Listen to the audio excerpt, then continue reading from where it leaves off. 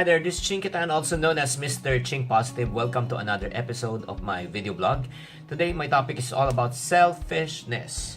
Whether you like it or not, ang pagiging selfish ay isa sa natural na nature ng isang tao. Ang parating iniisip natin ay ating sarili, kung ano kakainin natin, kung ano gagawin natin, kung ano mga magandang regalo matatanggap natin pag Pasko, pag mga Christmas, or if not, pag birthday mo. Whether you like it or not, ang pagiging selfish is one of the heaviest thing that a person can live with, no? Hindi lang kasi tayong apektado sa ating selfishness, pati yung mga taong nakapaligid sa atin, na nasasaktan na natin na hindi natin namamalayan. Kaya nga, bago ang lahat, dapat natin ma-identify kung kasama tayo sa tinatawag ko na makasarili club. And here are some of the signs na probably na hindi natin napapansin that we are already selfish na minsan hindi tayo aware, okay? Number one is what we call the me first mentality. Kung sumasakit ang kalooban ng isang tao, like for example, kung inuunan nila yung kapakanan ng ibang tao kaysa sa kanilang sarili, yeah? That's the first sign of selfishness. If the decision is always based on what will benefit them kaysa ikabubuti ng nakakarami, then mas maliwanag pa sa sikat ng araw na talagang may tamang selfishness na ito. At kung ang mindset niya ay kapag di ko gagawin to, ako naman ang kawawa, ako parati nagpaparaya, ako parati nagbibigay, wala na siyang care, no? Kahit na maapakan ng ibang tao, just like na makuha lang ang gusto nila. Yun, that's another sign of selfishness. So, one more sign is selfish people have a tendency to become control freak. Yung tipo bang siya ba ay mababaliw? Sila ba ay mababaliw kung hindi nila makontrol yung mga bagay at ang mga nangyari sa nakapaligid sa kanila? Tapos kung hindi ka sumang-ayon sa gusto nila at sa plano nila, ikaw pa masama, na feeling nila na suwail ka, 'di ba? Feeling nila na pasaway ka. Kahit anong i-suggest mong magagandang ideas na alam mo naman makakatulong hindi lang sa sarili mo kundi sa grupo, ay they always say that your ideas are not good. Diba? Parang feeling niya siya lang tama, ikaw mali. Pag nakausap mo, parang feeling mo talino niya, bobo mo. siya na talaga. And then another sign is what? They are always a taker. They love to take. Yung parang receive lang silang receive, ayaw nila mag-give. No? Parati sila na sa receiving end at may allergy sila kapag siya naman ang nahihingan. Tila naninikip ba yung dibdib at nahihirapan huminga tuwing iisipin naman siya naman ang magbibigay. Yan lang ang mga ilang signs ng mga selfish people. At kapatid, ito lang ha, this is between you and me. Anyway, tayong dalawa lang naman dito. Kung tumagos naman sa puso mo ang mga sinabi ko sa inyo, and then you know that there are signs na tayo mismo, okay, I'm telling also myself, no, ako rin mismo, sometimes I also have the tendency to become selfish. I-acknowledge dapat natin.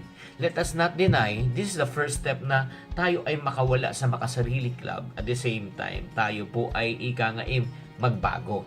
So if you want to be a selfless person rather than a selfish person, allow me to suggest with you some practical tips. Number one, you and I got to develop a new mindset.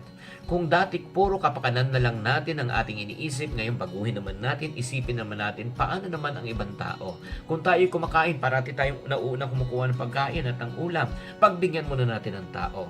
Kung mga iba, di ba, dati nagmamadali tayo na pumila sa buffet line, pagbigyan naman natin ang tao. In every decision that we make, we must ask ourselves this question: how can others benefit from this decision that I am going to make rather than ourselves? Number 2, let go. Tanggapin natin na hindi lahat ng oras tama tayo at kontrolado natin ang bawat mangyayari. Bakit? Tao lang po. No one can control the future. Only God can know and tell the future. Magparaya din tayo paminsan-minsan sa ating mga gusto. Let go of our ideas in exchange of other people's suggestions at ma-realize natin na lahat ng tao ay binigyan ng Diyos ng kakayahan para makapag-isip, hindi lang tayo. And another way that you and I can also practice selflessness is practice giving. Ito siguro ang pinakamahirap, no? Kahit gaano kahirap, pilitin naman natin na tayo naman ang magbigay naman this time. Kung ano naman, kumain kayo sa restaurant, sabay-sabay, pilitin din natin na tayo magbabayad ng bill. Kung ikaw naman, ika nga ay yung sa isang grupo, di ba? Like for example, meron kayong gagawin, pilitin natin na tayo magvo-volunteer at tayo magtatrabaho at tayong gagawa imbis na sila. Imbis na isipin natin kung paano tayo pagsilbihan. Isipin natin paano tayo magsisilbi sa ibang tao. Sa umpisa lang naman masakit yan eh, believe me. Masasanay din tayo. Kaya nga practice makes permanent. Kaya mag-practice tayo na isipin natin ang iba bago ang ating sarili. Mag-practice tayo kung paano natin mapapaligaya ibang tao bago ang ating sarili. Mag-practice tayo na magbigay at magbigay at magbigay.